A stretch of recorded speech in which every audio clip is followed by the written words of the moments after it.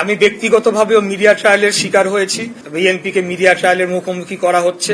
Media ট্রায়ালের বিষয়টি হচ্ছে যে এটা আজকে থেকে নয়, আপনারা জানেন যে আরো জানুয়ারি মাস থেকেই এই ধরনের একটি মানে তৎপরতা শুরু হয় এবং তখন এটা প্রেডিক্ট করা হয়েছিল। শুরু হওয়ার প্রায় 2 সপ্তাহ আগে আমাদের কয়েকজন যারা এই সংক্রান্ত বিষয়ে কাজ করেন তারা প্রেডিক্ট করেছিলেন যে মিডিয়া ট্রায়াল শুরু হতে যাচ্ছে।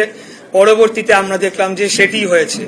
এখানে লক্ষ্য করতে হবে যে বিগত দিনে মিডিয়ার ভূমিকা এবং মিডিয়ার মালিকরা কারা ছিলেন, কারা মিডিয়ার মালিকানা পেয়েছেন, খুনি হাসিনার আমলে কাদেরকে মিডিয়ার মালিকানা দেওয়া হয়েছে, তারা কি ভূমিকা পালন করেছে, তাদের বক্তব্য শেষ দিন পর্যন্ত কি ছিল, এমনকি 3 তারিখেও তারা কি ধরনের বক্তব্য দিয়েছে। অতএব মিডিয়া ট্রায়ালের মুখোমুখি যে আমরা হচ্ছি এটা অস্বাভাবিক কোনো ঘটনা নয়, কারণ সব জায়গাতেই কিন্তু তারা রয়ে গিয়েছে। তাদেরকে কিন্তু এখনো সেইভাবে শুদ্ধি অভিযান বা যেটি বলেন আপনি, যার মাধ্যমে এরকম সাংবাদিকতা, যেটিকে হলুদ সাংবাদিকতা বলা যায় বা একপাক্ষিক সাংবাদিকতা, সেটি কিন্তু নিরসন করা যায় নাই, তারা রয়ে গিয়েছে।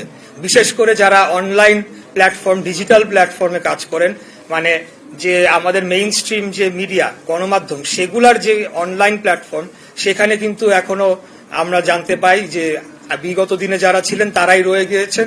এবং যেহেতু সোশ্যাল মিডিয়া এখন একটি বড় মাধ্যম, সেখানে ফটো কার্ডের মাধ্যমে বিভিন্ন বিভ্রান্তিমূলক তথ্য ছড়িয়ে আমাদেরকে বিএনপিকে মিডিয়া ট্রায়ালের মুখোমুখি করা হচ্ছে।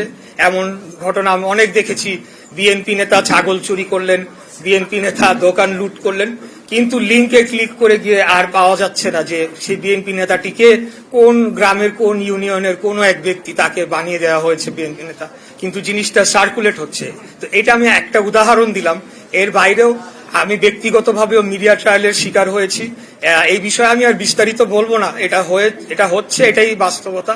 কিন্তু পাশাপাশি এও বলতে চাই, এটা একটা অংশ, আর মিডিয়ার আরেকটা অংশ আমাকে তারা বুকে আগলে রেখেছে, তারা সব সময় আমাকে প্রোটেকশন দিয়েছে এবং তারা সত্যটি তুলে ধরার চেষ্টা করেছে।